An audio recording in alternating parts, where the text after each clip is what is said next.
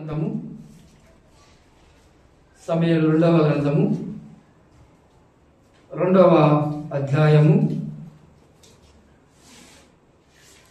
18వ వచనాన్ని చదువుదాం. 2వ అధ్యాయము 18వ వచనం. షెరూయా ముగ్గురు కుమారులకు యోవాబును అబీషైను ఆషాహేలును అచ్చట నుండిరి.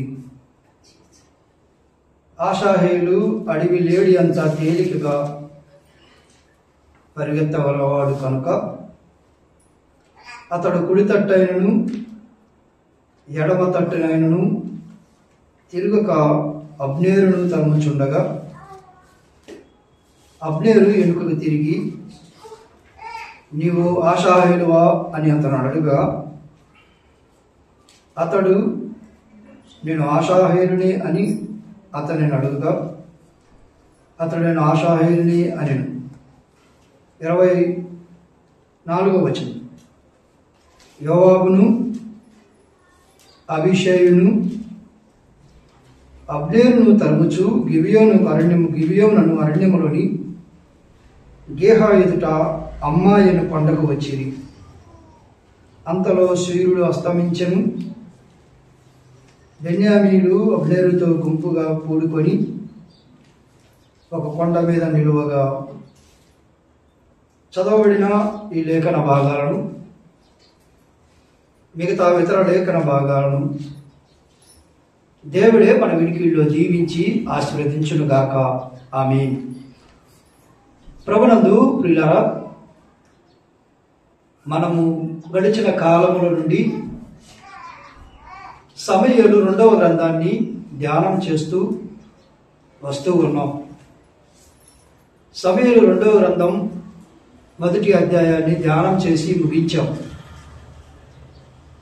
మనము కొన్ని వారాల నుండి, వాస్తవానికి కొన్ని వారాల నుండి సమూయేలు 2వ గ్రంథాన్ని 2వ అధ్యాయాన్ని ప్రారంభించాం. బహుశా ఇది 6వ వారం ఈ 2వ అధ్యాయం మనం స్టడీ చేయడం. ఈ 2వ అధ్యాయాన్ని మనం ఒక పేరు పెట్టాం, నాయకుని పట్టాభిషేకం. ఆ నాయకుడు ఎవరో కాదు, దావీదు. ఈ అధ్యాయంలో దావీదు పట్టాభిషేకం ఉంటుంది. సమూయేలు 1వ గ్రంథము 17వ అధ్యాయంలో పొందవలసిన పట్టాభిషేకం సమూయేలు 2వ గ్రంథం 2వ అధ్యాయము 4వ వచనం వరకు ఆగవలసి వచ్చింది. దావీదు పట్టాభిషేకం పొందడానికి చాలా కాలం పట్టింది. అదే మనం ధ్యానం చేస్తూ వస్తూ ఉన్నాం. ఈ అధ్యాయంలో మొదటి 4 వచనాలు మనం చూసినప్పుడు దావీదు పట్టాభిషేకాన్ని మనం చూడగలం. 5 నుంచి 7 వచనాలు మనం చదువుతూ ఉన్నప్పుడు యాబేష్ గిలాదు వారి యొక్క ఉపకారాన్ని మనం చూడగలం. 8 నుంచి 10 వచనాలు మనం చదువుతూ ఉన్నప్పుడు ఇష్బోషెతు యొక్క పట్టాభిషేకాన్ని మనం చూడగలం.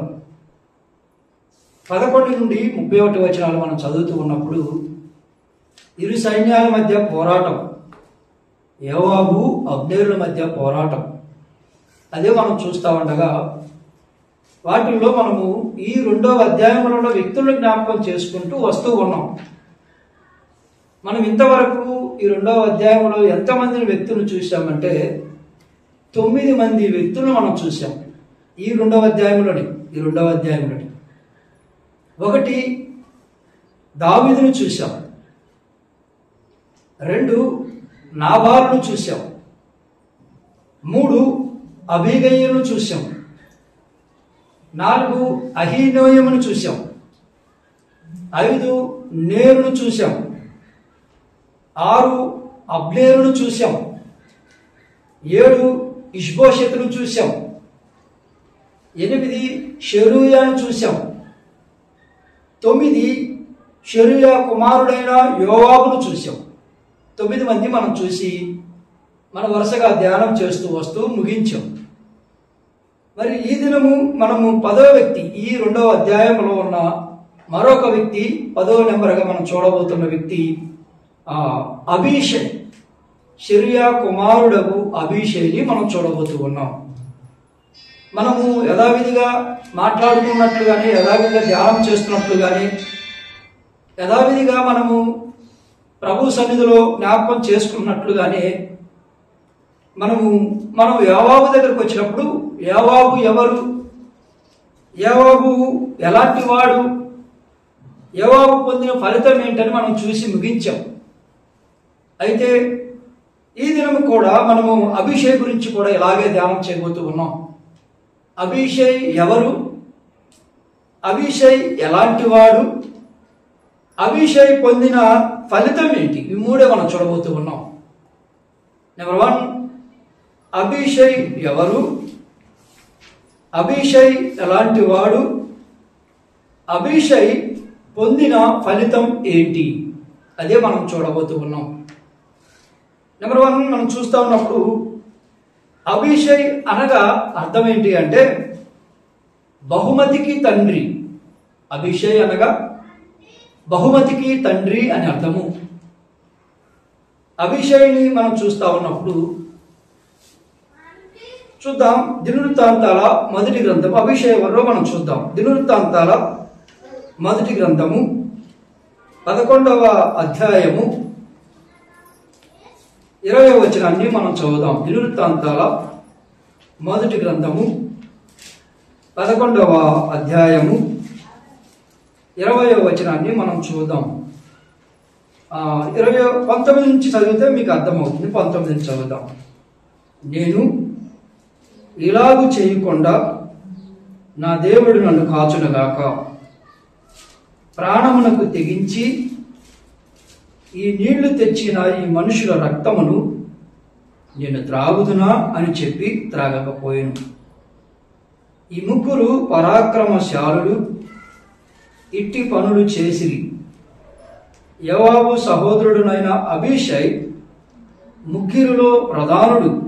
ఇతడు ఒక యుద్ధమందు 3000 మందిని హతము చేసి తన ఈట వారి మీద ఆడించిన వాడై ఈ ముగ్గురులోను పేరు పొందిన వాడాయను. ఈ ముగ్గురిలోను పేరు పొందిన వాడాయను.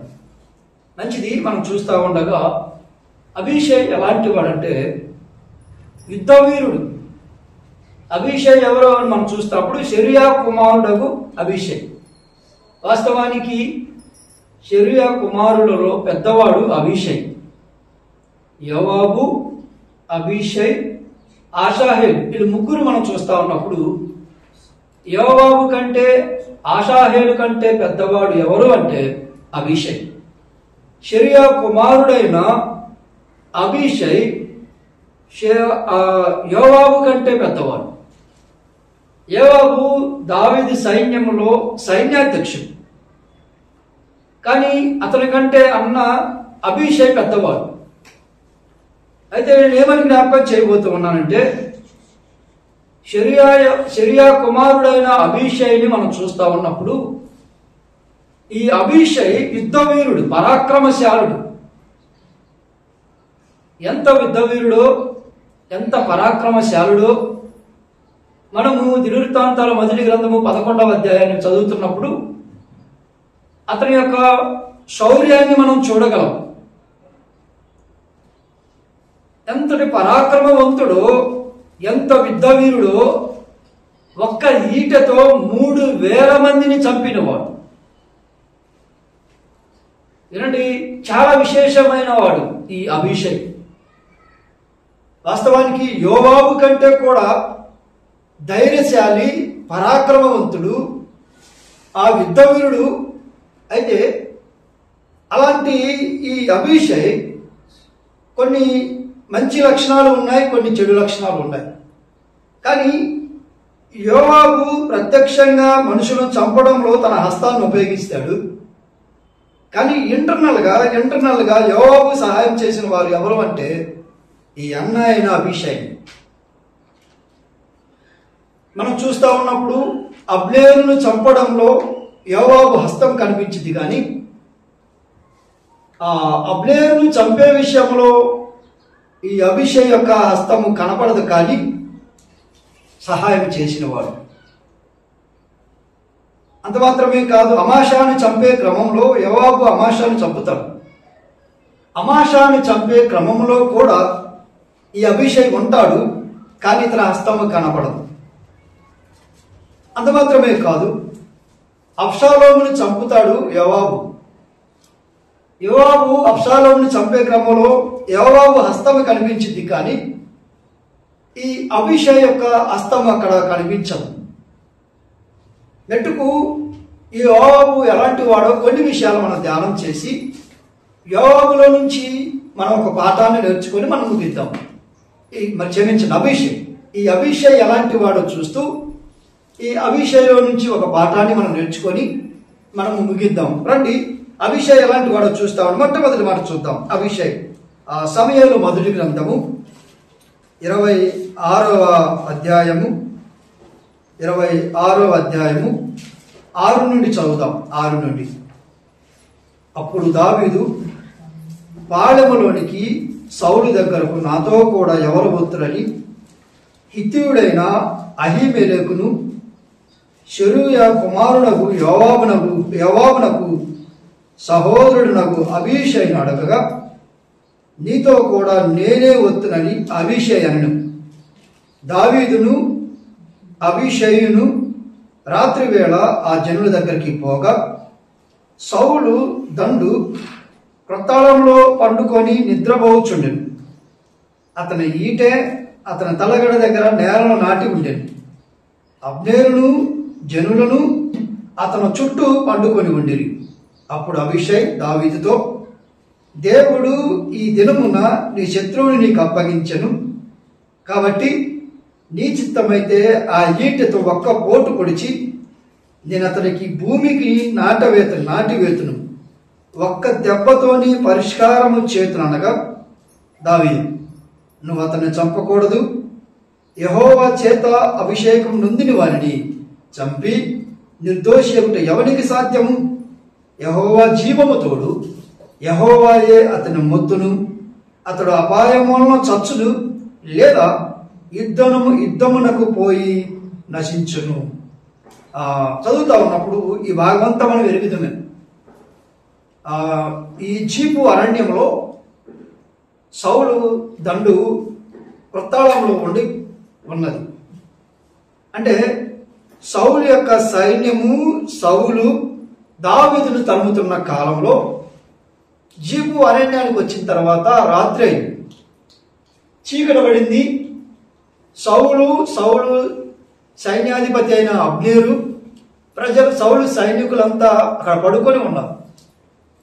ఈ విషయాన్ని దావీదు తెలుసుకొని హిత్తీయుడైన అబీమెలెకును అలాగనే షెరూయా కుమారుడైన అభిషైను అడిగారు. అక్కడ సౌలు పడుకొని ఉన్నాడు, మనం సౌలు దగ్గరకు వెళ్ళొద్దాము, మీరు ఎవరు నాతో వస్తారు అన్నప్పుడు అహీమెలెకు ఏం మాట్లాడలేదు. కానీ ఎందుకంటే సౌలు సైన్యము అబ్నేరు అంతమంది ఉన్నారు, వాళ్ళు వెతుకుతా ఉంటే వాళ్ళ దగ్గరికి వీరే వెళ్దాం అంటున్నారు. దావీదు ఏమన్నాడంటే, వాళ్ళు నన్ను వెతకటం కాదు, మనమే వాళ్ళ దగ్గరికి వెళ్దాం అన్నాడు. అహీమెలెకు గురించి రాయబడలేదు. కానీ ఈ షెరూయా కుమారుడైన అభిషై ఏమన్నాడంటే, నేను వస్తానన్నాడు. నేనే వద్దునని చెప్పాడు. వెళ్ళారు. వెళ్ళిన తర్వాత సౌలు తలగడ దగ్గర ఒక ఈట నాటబడి ఉంది.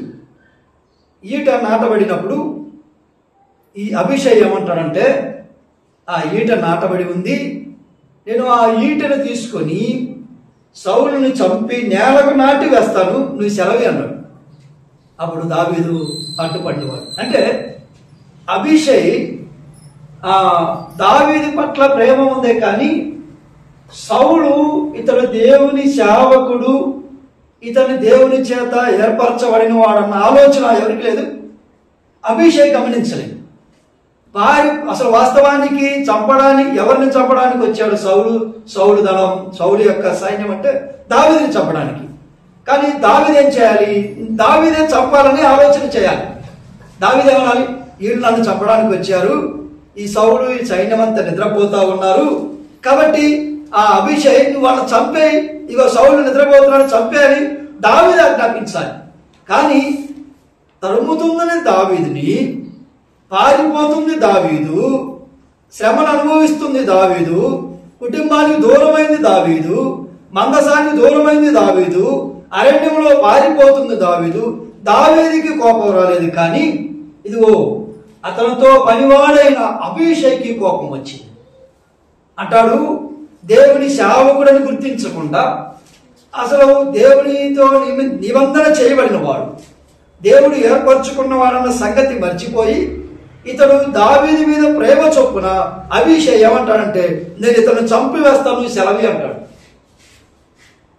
ఇక్కడ మాత్రమే కాదు, ఇంకొక విషయంలో కూడా అభిషేక్ ఎంత తొందరపాటు చూద్దామా ఒకసారి. సమూయేలు 2వ గ్రంథం. అభిషేక్ యొక్క తొందరపాటు మనం చూస్తా ఉన్నాం. దావీదు కంటే అభిషేక్ ఎంత కోపమో, అభిషేక్ ఎంత తొందరపాటు కలిగిన వాడు మనం చూస్తా ఉన్నప్పుడు, ఇగో ఈ సౌలును చంపే విషయంలో తన ఒక అడుగు ముందుకు వేసిన వాడు. ప్రియులారా, నేడు సంఘాలలో, స్థానిక సంఘాలలో కొనసాగుతున్న మనం కొన్నిసార్లు శరీర సంబంధులు సంఘంలో ఉంటారు, కానీ నాయకత్వం కంటే, నడిపించే వారి కంటే, సేవకుల కంటే, పెద్దల కంటే వారితో కొన్ని సహకారులుగా ఉన్నవారు తొందరపడి నిర్ణయాలు తీసుకుంటారు. ఈ శరీర సంబంధులు వెలివేద్దాం, వారు రాకపోయినా బాధ లేదు, వారు రావడం వల్ల నష్టం ఉంటుంది, వారి వల్ల ఏం ప్రయోజనం లేదు, వారిని అన్ని చాలా నిర్లక్ష్యంగా మాట్లాడుతూ సంఘాలను పాడు చేసేవారు ఈ అభిషేక్ లాంటి మనస్తత్వం కలిగిన వారు ఉన్నారు. సేవకుడు బాగానే ఉంటాడు, పెద్దలు బాగానే ఉంటారు, కానీ వారి కొంత సహకారులుగా ఉండేవారు, సహాయం చేసేవారు ఏం చేస్తారంటే, వాళ్ళు రాకపోయినా పర్లేదన్నా, వాళ్ళు రాకపోవడం మంచిదన్నా, వారిని అసలు పలకరించొద్దన్నా, వారిని ఆహ్వానించొద్దన్నా, వారికి ఏమి చెప్పొద్దన్నా, వారికి ఏమి చెందవద్దన్నా, వారిని అసలు పిలవద్దన్నని ఈ నిర్ణయాన్ని, ఇలాంటి సలహాలు ఇచ్చి ఆత్మీయంగా చంపాలని ఆలోచన చేసేవారు నేడు ఉన్నారు. అంటే అభిషేక్ భౌతికంగా సౌలును చంపాలని ఆలోచన చేశాడు, కానీ నేడు చాలా మంది విశ్వాసులు, బాధ్యత కలిగిన వారు సైతం కూడా భౌతికంగా చంపకపోయినా ఆత్మీయంగా పడద్రోయాలని, ఆత్మీయంగా చంపివేయాలని చాలా ప్రణాళికలు వేస్తుంటారు. జాగ్రత్త, నేడు సంఘాలలో ఇలాంటి అభిషేకులు ఉంటారు, జాగ్రత్తగా ఉందాం. దానికి వెళదాం. ఈ అభిషేక్ ఇక్కడే కాదు, ఇంకొక విషయాల్లో కూడా చాలా తొందరపడ్డాడు. దానికి వెళదాం, చూద్దాం. సమూయేలు 2వ గ్రంథము, సమూయేలు 2వ గ్రంథము 19వ అధ్యాయము 21వ వచనం చదువుదామా. 19వ అధ్యాయము 21వ వచనం. అంతటా షెరూయా కుమారుడగు అభిషేక్ యెహోవా అభిషేకించిన వారిని శపించిన ఈ షిమి మరణముకు పాత్రుడు కాడా అని అనగా, దావీదు, షెరూయా కుమారులారా, మీకును నాకును ఏమి పొందు? ఇట్టి సమయంలో మీరు నాకు విరోధులగుదురా? ఇశ్రాయేలు వారిలో ఎవరైనాను ఈ దినమున మరణశిక్ష నందుదురా? ఇప్పుడు నేను ఇశ్రాయేలు వారి మీద రాజునైతినైన సంగతి, ఇప్పుడు నేను ఇశ్రాయేలు వారి మీద రాజునైతినైన సంగతి నాకు తెలిసే ఉన్నది చెప్పి ప్రమాణము చేసి నీకు మరణశిక్ష విధింపబోనని షిమీతో సెలవీయగా. అంటే ఇక్కడ ఏం జరుగుతుందంటే, అబ్షాలోము దావీదు మీద తిరుగుబాటు చేశాడు. అబ్షాలోము ఎవరంటే దావీదు కుమారుడు. అబ్షాలోము కొంతమంది సైన్యాన్ని ఆకట్టుకొని దావీదు మీద, సొంత తండ్రి మీద తిరుగుబాటు మొదలు పెట్టాడు. ఆ సమయంలో దావీదు సింహాసనం మీద నుండి అరణ్యానికి పారిపోతూ ఉన్నాడు. అంటే ప్రాణభయంతో పారిపోతున్న దావీదుకి వీరు తోడుగా ఉన్నారు, షెరూయా కుమారుడు తోడుగా ఉన్నప్పుడు ప్రయాణంలో ఎలా వెళ్తున్నాడు దావీదు అంటే, ఒకసారి 16వ వచనం చూస్తారా. 16వ వచనం, ఇదే సమూయేలు 2వ గ్రంథము 19-16 వచనం. క్షమించండి, అబ్షాలోము చనిపోయాడు. దుఃఖించుతూ వెళ్తూ ఉండగా అక్కడ కొంతమంది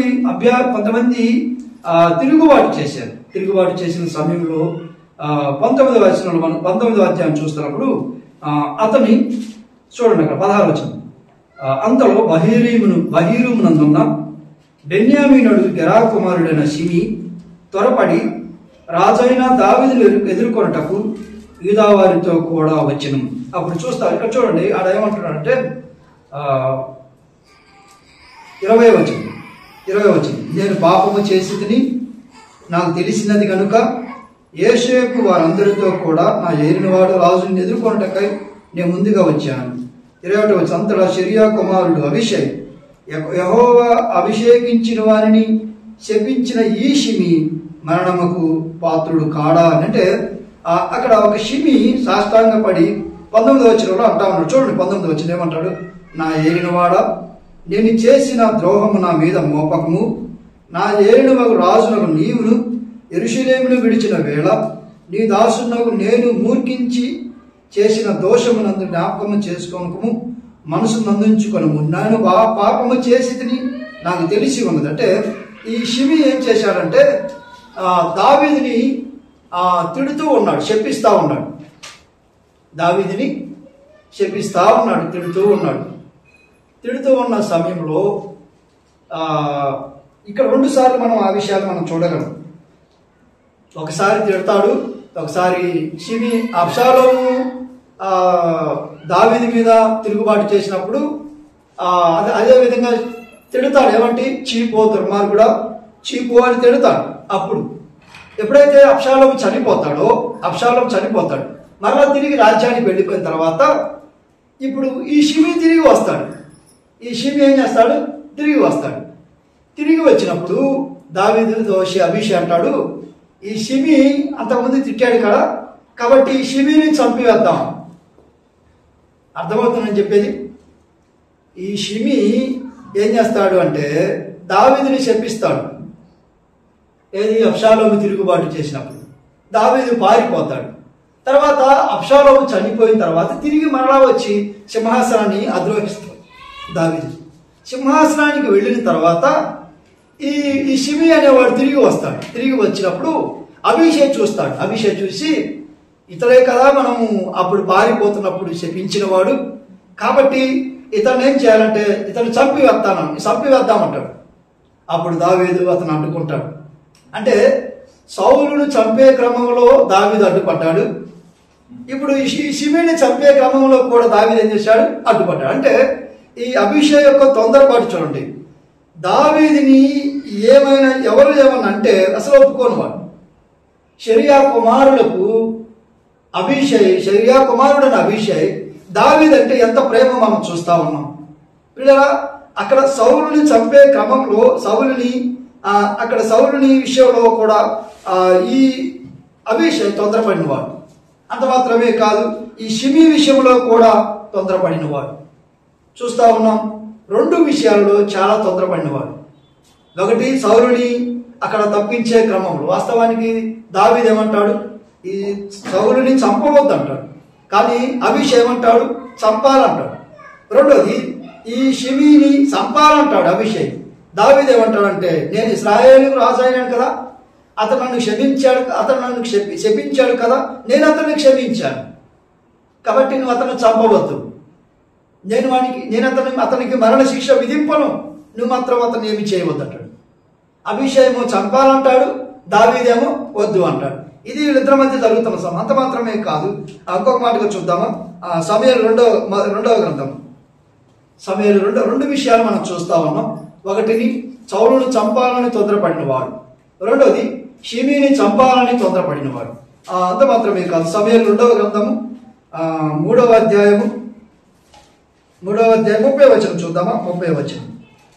సమూయేలు 2వ గ్రంథము 3వ అధ్యాయం 30వ వచనం. అలాగున యోవాబును అతని సహోదరుడైన అబీషైను అబ్నేరు గిబియోను యుద్ధమందు తన సహోదరుడైన ఆషాహేలును చంపిన దానిని బట్టి అతన్ని చంపిరి. అంటే ఆషాహేలుని అబ్నేరు చంపాడని యోవాబు అబీషై కలిపి ఈ అబ్నేరును చంపేశారు. చూడండి, ఈ ఇద్దరు అన్నదమ్ములు కలిసి అబ్నేరుని చంపేశారు.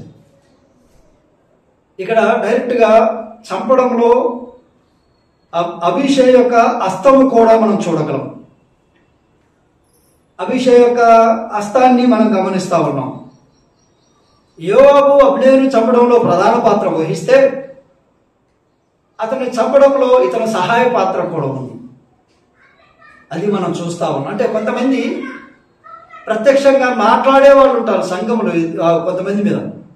కొంతమంది మాట్లాడరు కానీ సహాయం చేస్తుంటారు. వాళ్ళు అట్లా అన్నారు కదా, ఆ రోజు గుర్తు చేస్తుంటారు.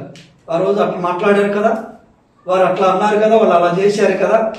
మాట్లాడేది ఒకరు, వెనక నుండి నడిపించేది మరి ఒకరు. ఆ సంఘంలో ప్రత్యక్షంగా మాట్లాడేది కొంతమంది అయితే అంటారు, అన్నా నువ్వైతే గట్టిగా మాట్లాడు, నువ్వు మాట్లాడన్నా నీ వెనక నేను చెప్తుంటాను. చాలా మంది ఇలాంటి ఆలోచనతోండి, నువ్వు మాట్లాడు, ఎందుకంటే నువ్వైతే గట్టిగా మాట్లాడుతున్నావు, అయితే ముక్కుసూటిగా మాట్లాడుతున్నావు, మాట్లాడలేను కానీ నీకు నేను సహాయం చేస్తాను. ఈ అభిషేక్ లాంటి మనస్తత్వం కలిగిన వారు నేటి సంఘాలలో ఉన్నారు. ఒకటి, ఆ భౌతిక శరీర సంబంధంగా కొనసాగుతున్న వారిని పూర్తిగా అడ్డుకోవాలనే ఆలోచన కలిగిన మనస్తత్వం కలిగిన వారు కొందరైతే, వారి విషయంలో ఆ శరీర సంబంధమైన వారి విషయంలో పూర్తిగా వారిని పతనం చేసే విషయంలో, వారిని సంఘానికి ఆపివేసే క్రమంలో, వారిని వెదగనీయకుండా చేసే క్రమంలో ఆ సలహాలు ఇచ్చేవారు కూడా కొంతమంది ఉంటారు. జాగ్రత్త, మనం అది గమనిస్తూ ఉన్నాం. దానికి వెళదాం. ఒకటి, ఆ సౌలు విషయంలో తొందరపడినవాడు. 2, షిమి విషయంలో తొందరపడినవాడు. 3, ఆ అబ్నేరు విషయంలో తొందరపాటుని గమనించినవాడు. వాళ్ళిద్దరి విషయంలో నేరం చేయలేదు కానీ తొందరపడ్డాడు, నేరం చేయలేదు కానీ అబ్నేరు విషయంలో ఈ తొందరపడినవాడు. అక్కడ మనం చూస్తున్నాం కదా, 30 వచనంలో అదే మాట మనం చూస్తున్నాం. అలాగున యోవాబును అతని సహోదరుడైన అబీషైను అబ్నేరు గిబియోను యుద్ధమందు తమ సహోదరుడైన ఆషాహేలు చంపిన దాన్ని బట్టి అతన్ని చంపిరి.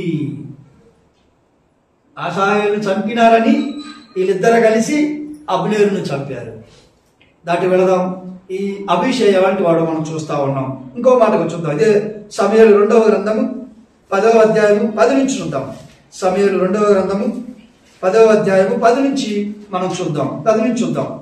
అమ్మోనీయులను ఎదుర్కొనుటకై మిగిలిన వారిని తన సహోదరులకు అభిషేక్కి అప్పగించి, సిరియనుల బలము నాకు మించిన ఎడల నీవు నన్ను ఆదుకొనవలెనను, అమ్మోనీయుల బలము నీకు మించిన ఎడల నేను వచ్చి నిన్ను ఆదుకొందునని చెప్పి అమ్మోనీయులను ఎదుర్కొనుటకై తన వారిని వ్యూహపరచను.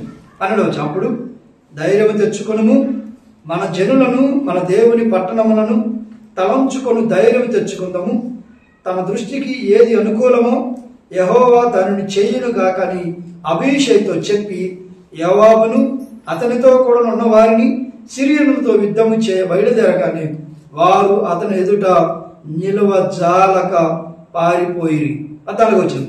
సిరియనులు పారిపోవట అమ్మోనీయులు చూసి వారును అభిషేక్ ఎదుట నిలవలేక పారిపోయి పట్టణములో చొరబడగా. అంటే 2 వ్యూహాలుగా చేశారు. అమ్మోనీయులను ఫిలిస్తీన్లను చంపడానికి 2 వ్యూహాలుగా చేస్తున్నప్పుడు ఒక సైన్యానికి ఒక వ్యూహానికి యోవాబు అధ్యక్షుడిగా ఉండగా మరొక సైన్యానికి మరొక గుంపుకి అభిషేక్ అధ్యక్షుడు. అంటే వ్యూహాన్ని రచించడంలో అభిషేక్ సిద్ధహస్తుడు. అంటే శత్రువులను హతమార్చే విషయంలో వ్యూహకర్త, మంచి ఆలోచనకర్త, మంచి వ్యూహకర్త ఎవరంటే అభిషేక్. అబ్నేరును చంపే క్రమంలో వ్యూహాన్ని పన్నిన వాడు ఎవరంటే ఈ అభిషేకే. అంత మాత్రమే కాదు, అమ్మోనీయులను ఫిలిస్తీన్లను గెలవడానికి అభిషేక్తో మాట్లాడినప్పుడు యోవాబు మాట్లాడే కానీ యోవాబు యుద్ధం చేస్తున్నాడు కానీ అసలు వ్యూహకర్త అంతా ఎవరంటే అభిషేకే. అంటే ఒక సమస్య మొదలైనప్పుడు ఆలోచనకర్తలో ఉన్న మంచి లక్షణం కనిపిస్తా ఉంది. ఇక్కడ అభిషేక్లో మనం చూస్తా ఉన్నప్పుడు ఒక మంచి లక్షణాన్ని చూస్తా ఉన్నాం. ఇది కాలవేళలో అభిషేక్ యొక్క వ్యూహాన్ని మనం చూస్తా ఉన్నాం. సైన్యం ఉంది, ఒకే వైపు పోరాడకుండా 2 భాగాలుగా విడిపోయి పోరాడదాం. నీకు బలం తక్కువైనప్పుడు నేను వస్తాను, నాకు బలం తక్కువైనప్పుడు నీవు రా. అభిషేక్ యొక్క యోవాబుతో పంచుకుంటున్న వ్యూహం యోవాబుకి తెలియపరచ యోవాబు అభిషేక్తో మాట్లాడుతూ ఉన్నాడు. ఇద్దరు అన్నదమ్ములు దావీదు సైన్యములో ఎలాగూ పోరాడుతూ ఉన్నారో చూస్తా ఉన్నాం. ఒకే యజమానుడికి, రాజైన దావీదుకి విజయాన్ని చేకూర్చాలని 2గా విడిపోయి వాళ్ళు యుద్ధం చేస్తున్నారు. దావీదుకి విజయాన్ని కలిగించాలని అన్నదమ్ములు వ్యూహాన్ని రచించుకొని వాళ్ళు యుద్ధంలో పోరాడుతున్నవారు. అభిషేక్ ఎదుట నిలవలేక వారు పారిపోయింది. పిల్లరా, వ్యూహాన్ని అమలుపరిచాడు, వ్యూహంలో విజయాన్ని పొందినవాడు అభిషేక్. అంటే ఆ ఆలోచనకర్తలు అనేకులుట మేలు అని మనం చూస్తా ఉన్నాం. కొన్ని ఆలోచనలు ప్రయోజనకరంగా ఉంటాయి, కొన్ని ఆలోచనలు సంఘాలను పతనం చేసేవి ఉంటాయి. మన ఆలోచనలు సంఘానికి మేలుకరంగా ఉండాలి, సంఘానికి ప్రయోజనకరంగా ఉండాలి, సంఘానికి క్షేమకరంగా ఉండాలి. మన ఆలోచనలు ఉన్నతమైన ప్రభువుకి మహిమ తెచ్చే విధంగా మన ఆలోచన ఉండాలి, ప్రభువుని గణపరిచే విధంగా మన ఆలోచన ఉండాలి. అంతేకాని మన యొక్క వ్యక్తిగతమైన జీవితాన్ని గణపరచుకోవడానికి, మన ఆధిక్యతను కనపరచుకోవడానికి, మన యొక్క మెప్పు కోసం, మన యొక్క ఘనత కోసం, మన యొక్క స్థానం కోసం మన ఆలోచనలను మనం ఎన్నడూ ఇవ్వకూడదు. కానీ దేవుని మహిమ కొరకై, దేవుని సంఘము కొరకై, దేవుని యొక్క ఘనత కొరకై, ఆత్మల రక్షణ కొరకై మన సలహా ఇవ్వడం అనేది చాలా మంచిది. దాటిపోదాం. ఆ విషయంలో మనం ఏం చూస్తున్నాం? సౌలుని చంపే విషయంలో తొందరపడినవాడు, సౌలుని చంపాలని ఆలోచన ఇచ్చినవాడు, షిమీని చంపే విషయంలో కూడా తొందరపడినవాడు, షిమీని కూడా చంపాలని ఆలోచన ఇచ్చినవాడు. అంత మాత్రమే కాదు, వారిద్దరి విషయాల్లో ప్రయత్నం చేశాడు, కానీ వారిని చంపల. కానీ ఆ అబ్నేరుని చంపినవాడు. అంత మాత్రమే కాదు, అమాషాను చంపినవాడు. అంత మాత్రమే కాదు, ఒక లక్షణాన్ని మనం చూస్తా ఉన్నప్పుడు ఈ లక్షణం ఏంటంటే, వాళ్ళకి యుద్ధానికి ఆసన్నమైంది. ఆ యొక్క దేశము అనగా యెరూషలేము పట్టణం ముట్టడి అయిపోతూ ఉంది. కాబట్టి శత్రువుల నుంచి విడుదల కలిగించే సమయంలో అభిషేక్ అలాగే యోవాబులు ఇద్దరు ఆలోచన చేసి రెండుగా విడిపోయి వారు గొప్ప విజయాన్ని పొందినట్లుగా మనం చూస్తా ఉన్నాం. ఇంకొక మాట జ్ఞాపకం చేసి మనం ముగించడానికి ప్రయత్నం చేద్దాం. ఇంకొక మాట చూద్దామండి. ఇదే సమూయేలు 2వ గ్రంథం, సమూయేలు 2వ గ్రంథం 19వ అధ్యాయం 21వ వచనం. సమూయేలు 2వ గ్రంథము 19వ అధ్యాయము 21వ వచనం. అంతటా షెరుయా కుమారుడగు అభిషేక్ యెహోవా అభిషేకించిన వారిని శపించిన ఈ షిమి మరణమునకు పాత్రుడు కాడా అని అనగా, దావీదు, షెరుయా కుమారులారా, మీకును నాకును ఏమి పొందు? ఇట్టి సమయమున మీరు నాకు విరోధులగుదురా? ఇశ్రాయేలు వారిలో ఎవరైనను ఈ దినమున మరణశిక్షను నొందుదురా? ఇప్పుడు నేను ఇశ్రాయేలు వారి మీద రాజునైతిని అన్న సంగతి నాకు తెలిసే ఉన్నదని చెప్పి ప్రమాణం చేసి, షిమీతో ఏమన్నాడంటే, నీకు మరణశిక్షను విధింపనని షిమీతో సెలవిచ్చాను. మనం చూస్తా ఉన్నప్పుడు దావీదు సింహాసనాన్ని అధిరోహించాడు. షిమీ పశ్చాత్తాపంతో తిరిగి వచ్చాడు. అంటే ఈ అభిషేక్ ఏమంటున్నాడంటే, ఈ షిమీని ఉరితీసి చంపాలి. ఏం చేయాలంట? ఉరితీసి చంపాలి. కారణం ఏంటంటే, ఒక మాట జ్ఞాపకం చేస్తున్నాను. దావీదికి అత్యంత విధేయుడు ఎవరు అంటే అభిషేక్. యోవాబు కూడా కొన్నిసార్లు దావీదికి ఎదురు తిరిగాడు, కానీ ఈ అభిషేక్ దావీదికి ఎదురు తిరిగినట్లు మనం చూడలేము. పిల్లరా, అంటే ఇతడు సాహోషితమైన స్నేహితుడే కాదు, ఇతడు ధైర్యవంతుడు మాత్రమే కాదు, ఇతడు పరాక్రమవంతుడు మాత్రమే కాదు, అనాలోచితంగా నిర్ణయాలు తీసుకోవడం మాత్రమే కాదు. ఇప్పుడు సౌలును చంపాలన్నా లేకపోతే షిమీని చంపాలన్నా తను ఎందుకు ఆలోచన చేశాడంటే, దావీదు మీద ఉన్న ప్రేమే. మరలా జ్ఞాపకం చేస్తున్నాం. సౌలుని చంపే విషయంలో సలహా ఇచ్చాడు, షిమీని చంపే విషయంలో తొందరపడ్డాడు. ఎందుకు అంటే, దావీదికి అత్యంత విధేయుడు ఈ అభిషేక్. అట్లయితే స్థానిక సంఘములో చేరి వస్తున్న మనం, స్థానిక సంఘాలలో కూడి వస్తున్న మనం విధేయులమా అవిధేయులమా? ఉదయకాల వేళలో మనం జ్ఞాపకం చేసుకోవాల్సిన ప్రాముఖ్యమైన మాట, మనలో విధేయత ఉందా, అది అవిధేయత ఉందా? భౌతికంగా తన ఉద్యోగాన్ని బట్టి, తనకిచ్చిన స్థానాన్ని బట్టి, ఒకవేళ తన పొందిన పదవిని బట్టి దావీదు మీద ప్రేమను చూపించవచ్చు ఏమన్నా అభిషేక్.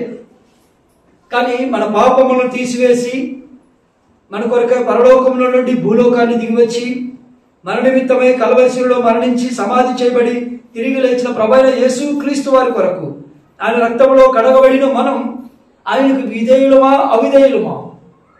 ఆయన పరిచర్యలో విధేయత కలిగి ఉన్నామా అవిధేయులుగా ఉన్నామా? ఆయన సన్నిధిలో ప్రార్థించే వారం విధేయులుగా ఉండి ప్రార్థిస్తున్నామా అవిధేయులుగా ఉండి ప్రార్థిస్తున్నామా? ఆరాధనలో విధేయత కలిగి ఆరాధన కలిగి చేస్తున్నామా అవిధేయత కలిగి మనం ఆరాధన చేస్తూ ఉన్నామా? దేవునికి ఇచ్చే క్రమములు, దేవుని ప్రేమించే క్రమములు, దేవుని సన్నిధికి వచ్చే క్రమంలో ఎలా కొనసాగుతూ ఉన్నాం? ఇగో అభిషేక్ దావీదుకి విధేయుడిగా కనబడుతూ ఉన్నాడు.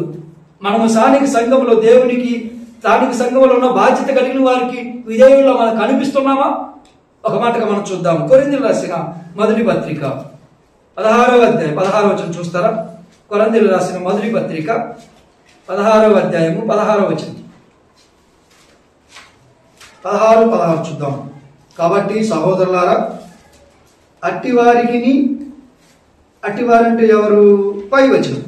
స్తెఫను ఇంటి వారు అకయా యొక్క ప్రథమ ఫలమై ఉన్నారనియు వారు పరిశుద్ధులకు పరిచర్య చేయుటకు తమను తాము అప్పగించుకొని ఉన్నారని మీకు తెలియదు. అంటే ఆ పరిశుద్ధులకు పరిచర్య చేసేవారు తమను తాము అప్పగించుకొని ఉన్నారు. కాబట్టి సహోదరులారా, అట్టి వారికి పనిలో సహాయము చేయొచ్చు ప్రయాసపడుచు ఉండు వారికి వారందరికి మీరు విధేయులై ఉండవాలని మిమ్మును బతిమాలుకొనుచున్నాను. పౌలు చూడండి, కొరింథీలో ఉన్న సంఘాలతో మాట్లాడుతుంటాడు. కొంతమంది దేవుని పరిచర్యలో సహకారులుగా ఉన్నారు, కాబట్టి మీరు వారికి విధేయులుగా ఉండండి. వారికి అవిధేయులు ఎందుకు ఇలా చేస్తున్నారు? మీరు చెయ్యరు, చేసేవారిని చేయలేకుండా అడ్డుపడవద్దు.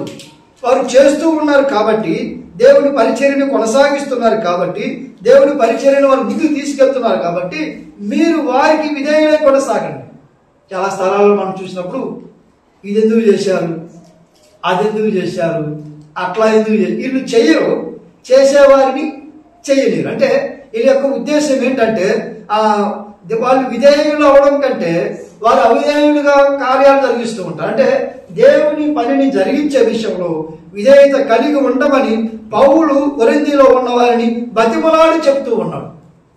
ఈ ఉదయకాలంలో నేను కూడా ఆ మాటని జ్ఞాపకం చేస్తున్నామంటే, అయ్యా అమ్మ, పరిచర్యలో చేస్తున్న వారికి సహకారులుగా ఉండండి, సహకరించండి, విధేయులుగా వారికి నడవండి. చేసేవారికి అవిధేయులుగా మీరు ఉండవద్దు. చేసేవారిని వారి విషయంలో మీరు తప్పుగా భావించవద్దు. వారి విషయంలో మీరు సహకరించకుండా వారికి దూరంగా ఉండవద్దు. ప్రతి విషయంలో వారికి సహకరించవలసినదే. మనము సహకరిస్తే వారిని కొద్దిగా ముందుకు వెళ్ళి పని చేయగలం. మనం సహకరించకపోతే వారి పని చేసినా అది అలాగే ఉంటుంది, ఏ మాత్రం ముందుకు కొనసాగదు. మనం సహకరించినప్పుడే పరిచర్య ముందుకు వెళుతుంది. మనం విధేయులై లోబడి కొనసాగుతున్నప్పుడే ఆ పరిచర్య ముందుకు కొనసాగుతుంది. కాబట్టి ఉదయకాల వేళలో విధేయులుగా ఉండాలంటే ప్రతి పరిచర్యలో దేవుని క్రమాన్ని బట్టి జరుగుతున్న పరిచర్యకు, దేవుని భయానికి లోబడి చేస్తున్న ఆ పరిచర్యకు మనం సహకరిద్దాం. మనం విధేయులై కొనసాగుదాం. మనం చేయవలసిన పని వారికి విధేయులై కొనసాగవలసిందే. రెండో మాట చూద్దాం.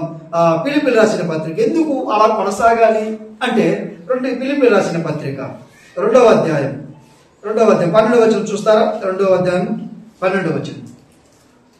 కాగా నా ప్రియులారా, మీరు ఎల్లప్పుడూ, ఎప్పుడంట? అప్పుడప్పుడుగా. చాలా మంది మీటింగ్లు వచ్చినప్పుడు విధేయులు అవుతారు. మీటింగ్లు అప్పుడు ఎంత విధేయులో, కొంతమంది కూడికలప్పుడు విధేయులు కనపడతారు. కొంతమంది సేవకులు కొంచెం వాక్యాన్ని వివరించగలిగిన సేవకులు వచ్చినప్పుడు వారి ముందు విధేయులు కనపడతారు. కొంతమంది బాధ్యత కలిగిన వారు వచ్చినప్పుడు వారి ముందు విధేయులు కనపడతారు. పౌలు అంటాడు, కాగా నా ప్రియులారా, మీరు ఎల్లప్పుడూ విధేయులై ఉన్న ప్రకారం మనం ఎల్లప్పుడూ విధేయులై ఉండవలసిన వారమే. మనం ఎల్లప్పుడూ ప్రభు మాటకు లోబడి కొనసాగవలసిన వారమే. మనము అప్పుడప్పుడు కాదు, ఎల్లప్పుడూ విధేయులై ఉన్న ప్రకారం. ఎలా ఉండాలంట? నా ఎదుట ఉన్నప్పుడు మాత్రమే కాక, అంటే పెద్ద సేవకులు వచ్చినప్పుడు ఒక రీతిగా, స్థానిక సంఘంలో వచ్చిన వారు ఒక రీతిగా, అలా ఉండరాదు. అంటే నేను లేనప్పుడు, పౌలు అదే చెప్తున్నాడు, నా ఎదుట ఉన్నప్పుడు మాత్రమే కాక మరి ఎక్కువగా నేను లేని ఈ కాలమందున ఎలా ఉండాలంట?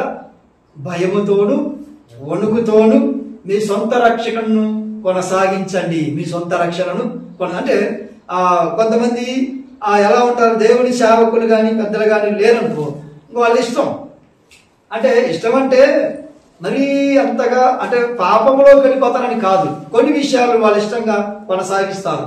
అంటే చూసే విషయంలో, మాట్లాడే విషయంలో, చేసే విషయంలో కొన్ని వారు భయం లేవు. అంటే ఎలా మాట్లాడతాను, ఇప్పుడు సేవకుడే మీ ఇంటికి వచ్చారనుకో, ఎలా ఉంటారు అసలు, అంత అడావుడిగా ఉంటుందంటే ఆ ఒక్క పూట మేము అలా వచ్చినప్పుడు ఎలా ఉంటుందంటే ఆ ఇంటిని శుభ్రం చేయాలి, ఆ పాత్రను శుభ్రం చేయాలి, మంచి భోజనం పెట్టాలని ఎలాంటి ఆలోచన కలిగి ఉంటారో మేము లేనప్పుడు కూడా, అదే పౌలు అంటున్నాడు, మేము లేనప్పుడు కూడా. ఇప్పుడు చెప్పండి, మేము దేవుని సేవకుల ఇంటికి వస్తే టీవీ సౌండ్ పెడతారా? పోనీ టీవీ పెట్టి కూర్చుంటారా? పోనీ సెల్ ఫోన్ పెట్టుకొని కూర్చుంటారా? పోనీ ఎలా అంటే అక్కడ సామాన్లు బట్టల చోట, లేకపోతే సామాన్లు ఒక చోట, లేకపోతే ఇల్లంతా చిందరవందరగా ఉంచుతారా? ఉంచారు. ఎందుకు అంటే అమ్మో మా ఇంటికి దేవుని సేవకులు, లేకపోతే దేవుని సంఘస్థులు, లేకపోతే విశ్వాసులు వస్తున్నారని చెప్పి ఎక్కడక్కడ సెట్ చేస్తాం. అంటే పౌలు అదే చెప్తా ఉన్నాడు, నేను లేనప్పుడు, నేను ఉన్నప్పుడు మాత్రమే కాదు, నేను లేనప్పుడు కూడా మీరు భయముతో, వణుకుతో మీ సొంత రక్షణ ఎలా చేయాలి, కొనసాగించాలి. మనం విధేయులమై ఉండాలి, ఎల్లప్పుడూ విధేయులమై ఉండాలి. ఎందుకు విధేయులు అవ్వాలో తెలుసా? ఎందుకు అవ్వాలో తెలుసా? మనం ఒక మాట పైకి రండి, కొంచెం పైకి రండి. ఇదే ఫిలిప్పీయులకు రాసిన పత్రిక 2వ అధ్యాయం కొంచెం పైకి రండి. 6వ వచనం చదువుదామా? 6వ వచనం. ఆయన దేవుని స్వరూపము కలిగిన వాడై ఉండి దేవునితో సమానంగా ఉండుట విడిచిపెట్టకూడని భాగ్యం అని ఎంచుకొనలేదు, కానీ మనుషుల పోలికగా పుట్టి దాసుని స్వరూపము ధరించుకొని తాను తానే రిక్తునిగా చేసుకొనుడు. మరియు ఆయన ఆకారమందు మనుషులుగా కనబడి మరణము పొందునంతగా, అనగా శిలువ మరణము పొందునంతగా విధేయత చూపిన వాడై తన్ను తాను తగ్గించుకొనెను. పిల్లరా, మన ప్రభువైన యేసుక్రీస్తు వారు మన వెరుగుదుము. మన నిమిత్తమై ఆయన తను తానుగా తగ్గించుకున్నవాడు. శిలువ మరణము పొందునంతగా ఆయన విధేయత చూపినవాడు. పరలోకములో కోటాను కోట్ల దూతల మధ్య పరిశుద్ధుడు పరిశుద్ధుడు పరిశుద్ధుని కొనియాడబడుతున్న మన ప్రభువు భూలోకంలో అవిధేయులమైన మనం ఆయనకు వ్యతిరేకంగా జీవించిన మన ఎడల ఆయన ప్రేమను కనపరిచి ఈ లోకానికి దిగివచ్చి మన కొరకై ఆయన శిలువ మరణము పొందినంతగా విధేయత చూపినవాడు. ఆయన మన నిమిత్తమై అవమానాలు పొందినవాడు, మన నిమిత్తమై శ్రమను పొందినవాడు, మన నిమిత్తమై గాయాలు పొందినవాడు, మన నిమిత్తమై దూషణ పొందినవాడు, మన నిమిత్తమై ఆయన ఈపంత నాగడ సలవలే దుండివేయబడినవాడు, మన నిమిత్తమై కొరడా దెబ్బలు భరించినవాడు, చేతల్లో చీరలు భరించినవాడు, కాళ్ళల్లో రేకులు భరించినవాడు, ప్రక్కలో బల్లెపోటు భరించినవాడు, ఎంతగా తగ్గించుకున్నవాడు, తన్ను తాను తగ్గించుకున్నవాడు, మనుషులు ఎదుట నేరస్తుడుగా నిలబడిపోయినవాడు, ఎగో ఆ బోనులో పిలాతు ఎదుట మౌనివై నిలుచున్నవాడు, ఆయన వస్త్రాన్ని తీసివేసి ఎర్రని అంగిని తొడిగివేసి ఆయన చేతికి రెల్లును చేతికి రాజదండంగా అప్పగించారు. ఆయన మౌనివై నిలిచి ఉన్నవాడు. మన ప్రభువు తగ్గించుకున్న విధానాన్ని మనం చూస్తా ఉన్నాం. మన కొరకై మన ప్రభువైన యేసుక్రీస్తు వారు ఎంతగా తగ్గించుకున్నాడో అది మనం గమనించినప్పుడు నేడు సంఘాలలో మనం కూడా మనం తగ్గించుకుంటాం. మనం ప్రభు విషయంలో అన్ని విషయాలు మనం తగ్గి పెద్దలకు సేవకులు లోబడి కొనసాగుతాం. ఇదే కలవేళలో చూస్తూ ఉన్నాం. మనము అన్ని విషయాలలో లోబడి ఉండాలి. అంత మాత్రమే కాదు, ప్రభువైన యేసుక్రీస్తు వారు కూడా మన కొరకై ఈ లోకములో దిగివచ్చి ఆయన తను తానుగా తగ్గించుకొని ఉండగా మనం కూడా ఆయన రక్తంలో కడగబడిన మనము తగ్గించుకోవాలి. అంత మాత్రమేనా అంటే కాదు. హెబ్రీయులకు రాసిన పత్రిక చూడండి. హెబ్రీయులకు రాసిన పత్రిక 5వ అధ్యాయము 9వ వచనం. హెబ్రీయులకు రాసిన పత్రిక 5వ అధ్యాయము 9వ వచనం. ఆ మాట మనం ఎరుగుదుము, అనేక సార్లు మనం చదువుకున్నమాట. ఆ మాట చదివి మనం దాటి పెడదాం. అయితే ప్రియులారా, 5వ అధ్యాయం 9వ వచనం, 9, 10 కలిసి ఉంటాయి. 8వ వచనం చదువుదాం. ఆయన కుమారుడై ఉండి తాను పొందిన శ్రమల వలన విధేయత నేర్చుకుని. ఎక్కడ నేర్చుకున్నాడు? ఎప్పుడు నేర్చుకోవాలి విధేయత? ప్రభువైన యేసుక్రీస్తు వారట ఆయన శ్రమలలో విధేయత చూపినవాడు, శ్రమలలో విధేయత నేర్చుకున్నవాడు. అంటే వాస్తవానికి ఆయన అధికారం కలిగిన వాడు. కానీ తండ్రికి ఎంత విధేయత చూపినవాడో, ఆయన బాప్తిస్మం పొందిన తర్వాత తండ్రికి విధేయత, ప్రార్థన చేస్తూ విధేయత చూపినవాడు. అంత మాత్రమేనంటే కాదు, ఆయన భూమి మీద ప్రతి విషయంలో తండ్రికి తెలియపరుస్తున్నవాడు. శిష్యులు వెన్నుకునే విషయంలో తండ్రికి తెలియపరిచినవాడు. పరిచర్య ప్రారంభించే విషయంలో శిష్యులను ఆయన తండ్రికి తెలియపరిచినవాడు. ఆయన శిలువ మరణానికి ముందు కూడా తండ్రిని ప్రార్థించినవాడు. ప్రతి విషయంలో ప్రభువు సొంతగా ఏదీ చేయలేదు, ఇష్టపడలేదు. తండ్రికి తెలియపరుస్తూ కార్యాలు జరిగించినవాడు. ఆయన విధేయత చూడండి. తండ్రి కుమారుల మధ్య ఉన్న సంబంధం చూడండి. వారిద్దరి మధ్య ఉన్న బాండింగ్ మనం చూస్తా ఉన్నప్పుడు ఎంత గొప్పదో. పిల్లరా, నేడు సంఘాలలో కొనసాగుతున్న మనం ఒక విధానంలో విధేయత కలిగి మనం నడుచుకోవాలి. అభిషేని మనం చూస్తా ఉన్నాం. ముగిస్తా ఉన్నాను. అభిషేని మనం చూస్తా ఉన్నాం. అభిషేక్ దావీదు మీద ఉన్న ప్రేమతో కొన్ని విషయాల్లో ఆయన తొందరపడినవాడు. సౌలును చంపాలని ప్రయత్నం చేశాడు, సలహా ఇచ్చాడు. నువ్వు చెప్తే నేను చంపేస్తాను. షిమీని చంపాలని ఆలోచన చేసినవాడు. 2 సందర్భాలలో దావీదు అడ్డుపడ్డాడు. కానీ అబ్నేరుని చంపే విషయంలో, అమాషా చంపే విషయంలో దావీదుకు తెలియకుండా చేశారు. యోవాబు మాట విని, యోవాబు చెప్పిన మాట విని, యోవాబు మాట ప్రకారం వాళ్ళిద్దరూ చేసి అమాషాను అలాగే అబ్నేరును చంపేశారు. ఈ సమయంలో జ్ఞాపకం చేస్తూ ఉన్నాం, అభిషేక్ దావీదుకి విధేయుల్లా కనిపిస్తూ ఉంటాడు. మనం కూడా స్థానిక సంఘాలలో విధేయుల్లా మనం కొనసాగాలి. కారణం ఏంటి అంటే, మన ప్రభువైన యేసు క్రీస్తు వారే ఈ లోకంలోనికి దిగి వచ్చి శిలువ మరణం పొందినంతగా విధేయత చూపాడు. కాబట్టి స్థానిక సంఘంలో కొనసాగుతున్న నీవు నేను మనమందరము విధేయత చూపి ఆయన నామమహిమ కొరకై జీవించి మన యాత్ర ముగించాలని ప్రేమతో జ్ఞాపకం చేస్తూ నేను ముగిస్తున్నా. దేవుడు ఈ లేఖన భాగాలను మన వినికిడిలో దీవించి ఆశీర్వదించునుగాక. ఆమేన్.